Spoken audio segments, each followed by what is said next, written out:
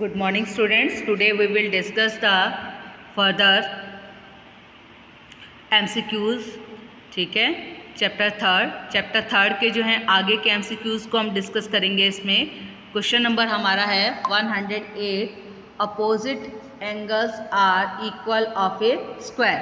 Opposite and dash angles, अब जो हैं एंगल्स कैसे होंगे? ऑल एंगल्स, ठीक है, क्योंकि जो है स्क्वायर के तो सारे एंगल इक्वल होते हैं, तो opposite and all angles are equal of a square. ठीक है, इसी तरह से नेक्स्ट क्वेश्चन जो आता है हमारा मेजरमेंट, क्वेश्चन नंबर 109। ठीक है, measurement of all sides of a dash are equal. तो वो काइट की होंगी सभी, या फिर रेक्टेंगल की होंगी, या फिर पैरेललोग्राम, या फिर square. Measurement of all sides of a square are equal, क्योंकि स्क्वायर ही एक ऐसा क्वाड्रिलेटर है जिसकी सभी साइड्स इक्वल होंगी। ठीक है, उसके बाद नेक्स्ट क्वेश्चन जो है हमारा 110। 110 में हमसे क्या कहा जा रहा है? Diagonals are dash and dash and bisect each other at dash and square. ठीक है, अब स्क्वायर की बात की जा रही है और डायगोनल्स की बात की जा रही है। तो डायगोनल्स आर क्या हैं? Intersect and are equal. ठीक है, जो स्क्वायर के डायगोनल्स होते हैं वो हमारे कैसे होते हैं? इक्वल होते हैं। And bisect each other eight right angle in square. ठीक है, यानी कि वो 90 डिग्री के एंगल पे जो है स्क्वायर के अंदर जो है इन बाइसेक्ट करते हैं, मीन्स 90 डिग्री का एंगल बनाते हैं। क्लियर? तो इसमें हमारा जो ऑप्शन है वो कौन सा वाला राइट होगा? फर्स्ट वाला, equal and right angle in square. ठीक है, तो इस तरह से हमें ये जो क्वेश्चंस हैं थर्ड चैप्टर के कुछ, ये हमें करते जाने हैं। ठीक है, उसके बाद इसी तरह से नेक्स्ट क्वेश्चन हमें दिया हुआ है measurement of each angle of dash and dash is 90 degree. अब ऑप्शन से हमें पता लगेगा कि स्क्वायर और रोम्बस में ऐसा होता है, स्क्वायर और रेक्टेंगल में होता है, या रेक्टेंगल रोम्बस में होता है, या फिर रोम्बस काइट्स में होता है। तो हम जहाँ तक देख पा रहे हैं measurement of each angle of dash and dash is 90 degree, तो स्क्वायर और रेक्टेंगल में होता है। तो हमारा ऑप्शन कौन सा वाला राइट होगा? बी वाला। क्लियर? 111 क्वेश्चन में हमारा बी वाला आंसर राइट होगा। उसके बाद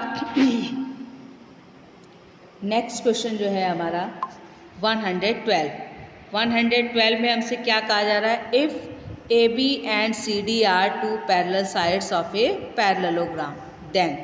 अब क्या कहा जा रहा है? ए बी और सी डी जो हैं टू पैरेलल साइड्स हैं तो किसी पैरेललोग्राम की, तो वहाँ पर क्या पूछा जा रहा है? ए बी बड़ी होगी यानी कि ग्रेटर देन सी डी, या A B less than C D, या फिर A B equals to C D, या डी वाला ऑप्शन है नन ऑफ दीज।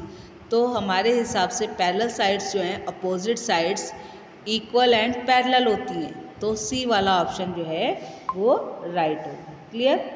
उसके बाद आ जाता है क्वेश्चन नंबर 113। तो 113 में हमसे क्या कहा जा रहा है? If angle A and angle C are two opposite angles. ठीक है, ए और सी हमारे कोई अपोजिट एंगल हैं of a parallelogram.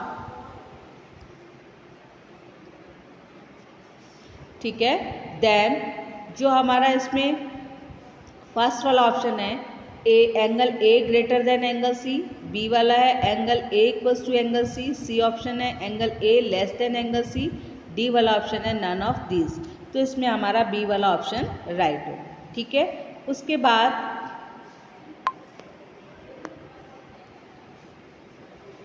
Next question आता है हमारा 114। 114 में हमसे क्या कहा जा रहा है? A B C D is a rectangle and A C and B D are its diagonals. ठीक है, ए सी और बी डी क्या है? इसके डायगोनल्स हैं। If A C equals to 10 centimetre then B D is, तो बी डी इसमें क्या होगा?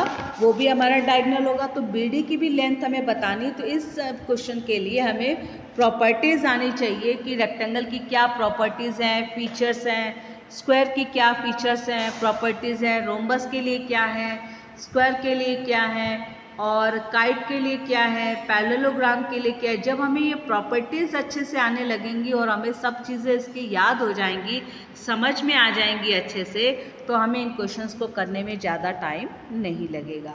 तो BD का भी आंसर कितना होगा, 10 सेंटीमीटर होगा, क्योंकि वो भी डायगनल है और डायगनल्स इक्वल होते हैं। उसके बाद क्वेश्चन नंबर 115 में क्या कह रहा है, the quadrilateral whose diagonals are perpendicular to each other is. ठीक है, the quadrilateral whose diagonals are perpendicular to each other is. Quadrilateral जो है, ऐसा कौन सा क्वाड्रिलेटरल है जिसके डायगनल्स जो हैं परपेंडिकुलर टू ईच अदर होते हैं, एक दूसरे पर। तो पैरेललोग्राम में होते हैं, रेक्टेंगल्स में होते हैं, ट्रेपीजियम में होते हैं, या फिर रोम्बस में होते हैं। तो ये आंसर हमारा जो राइट वाला आंसर होगा, इसमें कौन सा वाला होगा, रोम्बस होगा। ठीक है, उसके बाद नेक्स्ट चैप्टर अब हमारा आ जाता है फोर्थ। चैप्टर फोर्थ हमारा क्या है, प्रैक्टिकल ज्योमेट्री। क्लियर। उसके बाद जो है क्वेश्चन नंबर 116 में क्या कह रहा है, to construct a square we need to know. हमें एक जो स्क्वायर कोई ड्रॉ करना है, उसके लिए हमें क्या चीज़ की आवश्यकता पड़ती है, ठीक है, या क्या चीज़ हमें ज़रूरी पता होनी चाहिए उसमें। All the interior angles, all the side lengths, only one interior angle, only one side length. तो हमें इसमें सबसे पहले ऑल द साइड लेंथ मालूम होनी चाहिए। ठीक है, उसके बाद नेक्स्ट क्वेश्चन आता है हमारा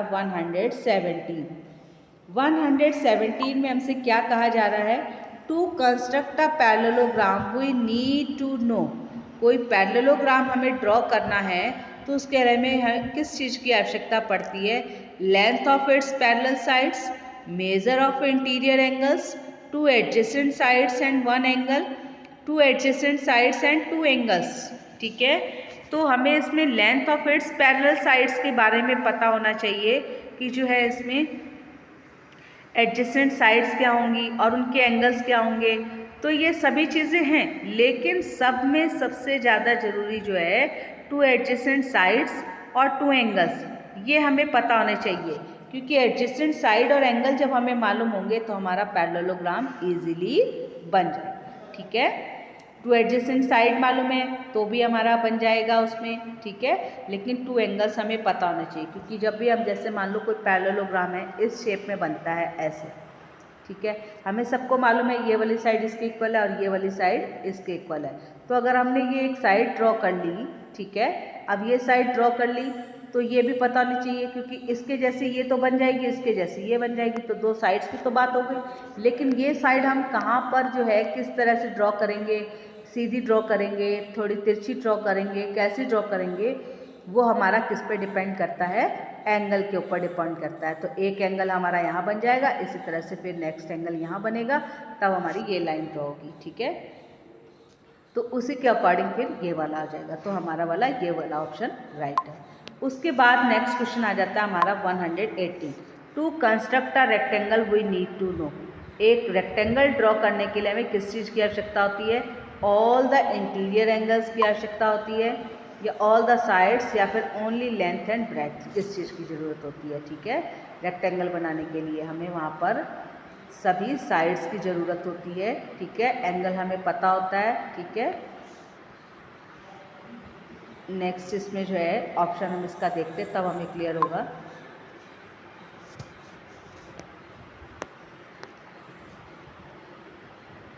ओनली वन एंगल मेजर, तो इसकी भी ज़रूरत नहीं होती।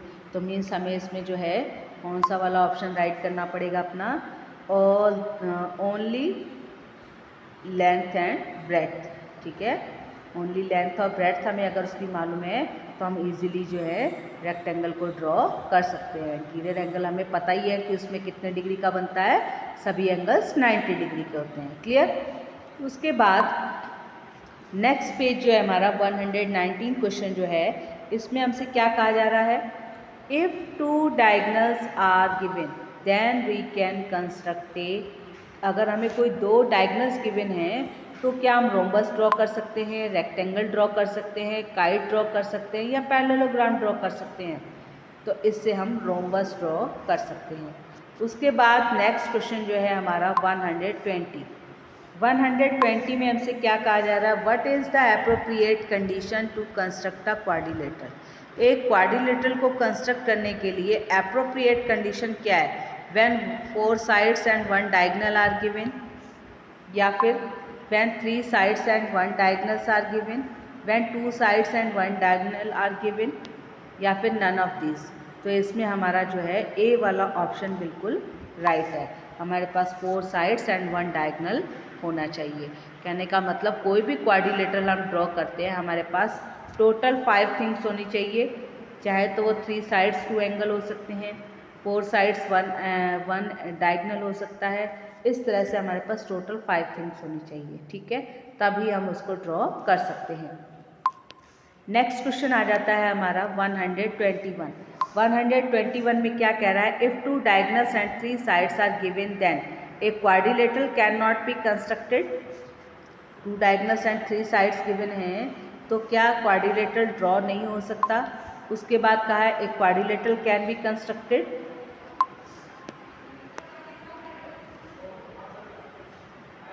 इन सफिशिएंट इंफॉर्मेशन, या फिर any polygon can be constructed. तो ये हमारे पास इनसफिशिएंट इंफॉर्मेशन होगी, क्योंकि इसमें जो है क्लियरली सारे आंसर नहीं दिए हुए हैं, ठीक है। 2 diagonals and 3 sides are given then, ठीक है, हाँ ये बन सकता है। एक quadrilateral can not be constructed नहीं होगा इसमें, क्वाड्रिलेटरल कैन बी कंस्ट्रक्टेड, तो बी वाला ऑप्शन जो होगा हमारा राइट होगा इसमें, ठीक है। उसके बाद जो आता है क्वेश्चन हमारा इसमें 122, यानी कि इसमें हमारे देखना पड़ेगा कि इस क्वेश्चन में क्या कह रहा है, to construct a quadrilateral we need to know 2 adjacent sides and dash angles, ठीक है। कोई क्वाड्रिलेटरल हमें ड्रॉ करना है तो उसके लिए हमें किस चीज़ की जरूरत है, 2 एडजेसेंट साइड्स की and dash angles. 2 adjacent sides हमें मालूम है तो उसके 2 एंगल्स भी हमें मालूम होने चाहिए, ठीक है। तो इसमें हमारा बी वाला ऑप्शन राइट होगा, ठीक है। उसके बाद जो है क्वेश्चन हमारा 123, how many measurements are required to construct a quadrilateral uniquely, ठीक है। तो कितने जो क्वाड्रिलेटरल को ड्रॉ करने के लिए हमें कितनी चीज़ों की जरूरत होती है, 5 की, ठीक है।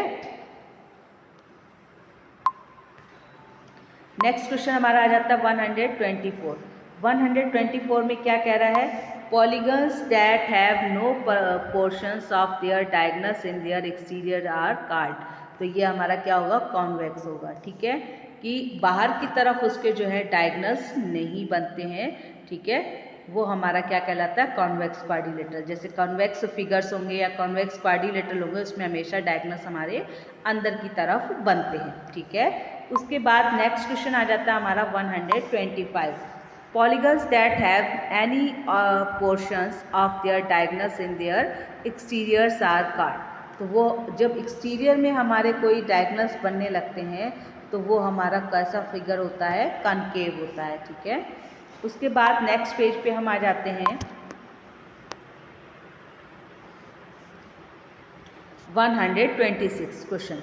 126 क्वेश्चन में हमसे क्या कहा जा रहा है, minimum possible interior angle in A regular polygon is dash, यानी कि कोई भी इंटीरियर एंगल जो होगा छोटे से छोटा किसी रेगुलर पॉलीगन में कितने डिग्री का होगा, 60 डिग्री का, ठीक है। उसके बाद क्वेश्चन नंबर 127, इसमें हमसे क्या कहा जा रहा है, maximum possible exterior angle in A regular polygon is, यानी कि सबसे अधिकतम जो है इसमें हमारा जो एक्सटीरियर एंगल है एक रेगुलर पॉलीगन में कितने डिग्री का बन सकता है, ये हमसे पूछा गया, ठीक है। तो ये हमें बताना है, आपको सबको मैंने ये चीज़ें समझा रखी हैं, तो वहाँ से आप इसको करेंगे, ठीक है। उसके बाद आ जाता है question number 128, the diagonals of a rhombus are dash bisectors of one another, ठीक है। परपेंडिकुलर बाइसेक्टर होगा, इक्वल होगा, या नॉट इंटरसेक्टिंग होगा, या इंटरसेक्ट होगा, ठीक है। तो इसमें हमारा आंसर होगा परपेंडिकुलर बाइसेक्टर, ठीक है। उसके बाद आ जाता है क्वेश्चन नंबर 129। 129 में क्या कह रहा है, to construct a rectangle we need to know. कोई रेक्टेंगल ड्रॉ करने के लिए हमें क्या चाहिए, ऑल द इंटीरियर एंगल्स चाहिए, all the sides, only one length and breadth, only one angle measure. ये क्वेश्चन हमारा रिपीट हो गया है, ठीक है। तो ये हमने पहले भी किया है, आपको सबको मैंने समझा रखा है, ठीक है। उसके बाद जो है क्वेश्चन हमारा 130, if two diagonals are given then we can construct a rhombus, rectangle, kite, तो रोम्बस होगा, ठीक है। उसके बाद नेक्स्ट क्वेश्चन जो है हमारा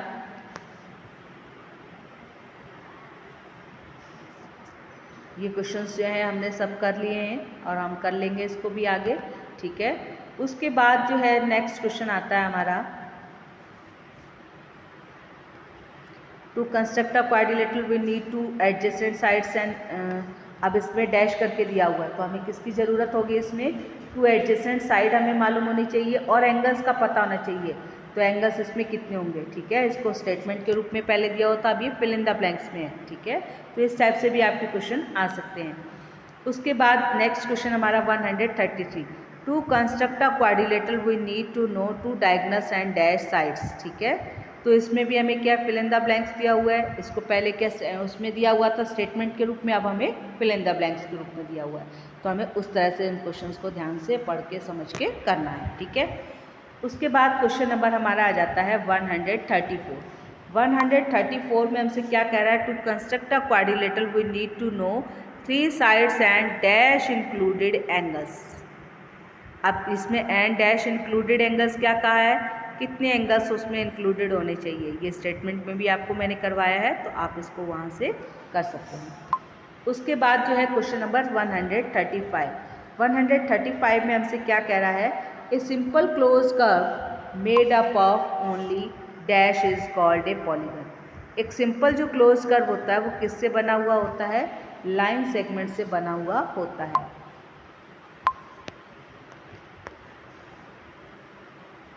उसके बाद नेक्स्ट क्वेश्चन आता है हमारा 136, ए polygon with minimum number of sides. एक पॉलीगन में सबसे कम जो साइड्स है, ऐसा कौन सा पॉलीगन है, पेंटागन है, स्क्वायर है, ट्राइंगल है, एंगल है। तो हमारा इसमें जो आंसर होगा ट्राइंगल होगा। ट्राइंगल ही एक ऐसा है जिसमें सबसे कम साइड्स होती हैं। उसके बाद क्वेश्चन नंबर आता है 137, all the sides of a regular polygon are dash, parallel होती हैं, इक्वल इन लेंथ होती है, नॉट पैरेलल होती है, नॉट इक्वल होती हैं, तो इसमें हमारा इक्वल इन लेंथ होती है। उसके बाद नेक्स्ट क्वेश्चन आ जाता है हमारा 138, all the angles of a regular polygon are of dash 90 degree, 60 degree, equal measure, equal length, ठीक है। सभी एंगल जो होते हैं रेगुलर पॉलीगन के अंदर वो सभी इक्वल मेजरमेंट के होते हैं, ठीक है। तो सी वाला ऑप्शन राइट होगा। उसके बाद नेक्स्ट क्वेश्चन आ जाता है हमारा 139।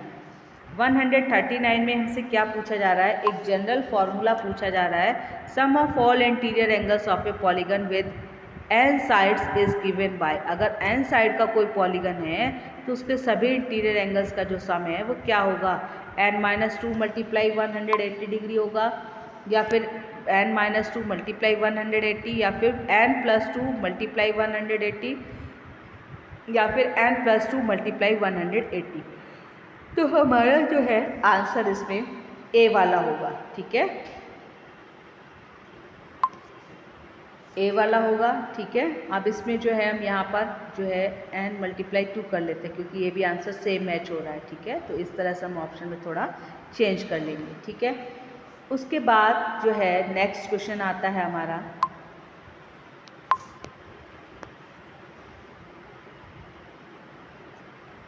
140। 140 में क्या कह रहा है, maximum number of right angles in right angle triangle are.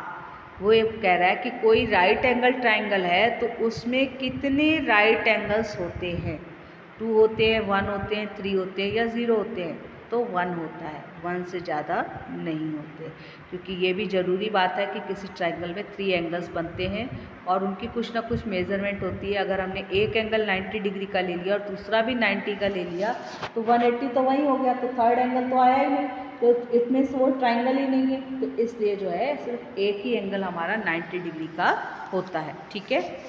उसके बाद नेक्स्ट क्वेश्चन आता है हमारा 141। 141 में हमसे क्या कह रहा है, the angle sum of all interior angles of a convex polygon side 7 is, ठीक है। अगर 7 साइड्स का कोई कन्वेक्स पॉलीगन है तो उसके टोटल एंगल्स का सम कितना होगा, ये हमें बताना है, ठीक है। तो ये आप जो है, जो अभी आपको जनरल फॉर्मूला मैंने n-2 मल्टीप्लाई 100 80 कराया है, उससे आप इसको इजीली फाइंड कर पाएंगे। ठीक है, तो वैसे इसका आंसर 900 होगा। इसके अलावा भी मान लो ऐसे यहाँ पर कोई चेंज करके देते हैं तो आप उसी से इसको फाइंड कर सकते हैं। ठीक है, दूसरा आप वीडियोस को देखेंगे तो वीडियोस को अगर आप देख लेते हैं तो आपके क्वेश्चन ऑटोमेटिकली सॉल्व हो जाएंगे, मुझे यहाँ कराने की भी ज़रूरत नहीं पड़ेगी। ठीक है, इसी तरह से ये सारे क्वेश्चन हैं। उसके बाद जो है नेक्स्ट हमारे आते हैं इस टाइप के क्वेश्चन। ठीक है, इसमें हमारा आता है 145। 145 में क्या कह रहा है, which of the following polygons is convex polygon. तो कॉन्वेक्स पॉलीगन मैंने आपको सबको समझा रखा है कि उसमें जो है आपकी कोई भी वैसे जो फिगर होगी अंदर को बंद होती नहीं दिखेगी, वो सब बाहर को ही फैलती हुई दिखेगी, तो वो वाला होगा हमारा। तो इसमें जो है ए वाला है वो भी नहीं है ऐसा। ठीक है, उसके बाद बी वाला भी नहीं होगा, सी वाला हमारा राइट आंसर होगा और डी वाला भी हमारा कॉनकेव में आएगा। ठीक है, उसके बाद नेक्स्ट क्वेश्चन आता है हमारा 146। 146 में भी इसी तरह से पूछा है which of the following is concave polygon. तो इसमें कॉनकेव पॉलीगन में जो है हमारा डी वाला आंसर राइट होगा। ठीक है, ये वाला। उसके बाद क्वेश्चन नंबर आता है हमारा 147। इसमें क्या किया गया है, आपको x की वैल्यू फाइंड करनी है। एक आपको क्वाड्रिलेटरल बना के दे दिया ट्रेपेजियम शेप का, तो आपको क्या पता होना चाहिए इसमें, सबसे पहले आपको तो ये पता होना चाहिए कि इसमें जो क्वाड्रिलेटरल है इसका एक एंगल ये है, ये है, ये है, सभी एंगल्स का जो सम होता है वो कितना होता है 360 डिग्री होता है। जब 360 डिग्री होता है तो तीनों एंगल्स का सम कर लेंगे और क्या करेंगे, इस 360 डिग्री में से सब्ट्रैक्ट कर देंगे। जब हम सब्ट्रैक्ट कर देंगे तो हमारे पास x एंगल ऑटोमेटिकली आ जाएगा। ठीक है, उसके बाद नेक्स्ट क्वेश्चन हमारा 140। 140 में हमसे क्या कह रहा है, a quadrilateral which has two pairs of equal adjacent sides but unequal opposite sides is. ठीक है, एक ऐसा कोई क्वाड्रिलेटरल उसके दो पेयर्स हैं इक्वल एडजेसेंट साइड्स के but unequal opposite sides is. ठीक है, तो उसमें हमें ये देखना पड़ेगा कि इसका क्या आंसर होगा। इसका वैसे आंसर काइट होगा। ठीक है, उसके बाद क्वेश्चन नंबर 136। 136 में हमसे क्या कह रहा है, ए polygon with minimum number of sides is. तो ये हमें बताना है। ठीक है, मिनिमम नंबर ऑफ साइड्स का जो पॉलीगन है वो क्या होता है। उसके बाद इसी तरह से नेक्स्ट क्वेश्चन आ जाता है, all the sides of a regular polygon are, वो क्या होती है मेजरमेंट में। ठीक है, उसके बाद इसी तरह से इसमें कुछ क्वेश्चंस रिपीट हो गए हैं, वो आपको जो है दोबारा नहीं करने। ठीक है, उसके बाद all the angles of a regular polygon are, सभी एंगल्स किसी रेगुलर पॉलीगन के इक्वल होते हैं। ठीक है, आपको सबको मालूम है ये। उसके बाद sum of all interior angles with n sides वाला, ये भी हो गया है। ठीक है, फिर से वही आने लगा है क्या। ठीक है, तो इतना ही आज के लिए। ठीक है, रिपीट हो गया है ये, और नेक्स्ट टाइम जो है हम जो नेक्स्ट वीडियो है वो नेक्स्ट डे भेजेंगे। ठीक है, थैंक यू।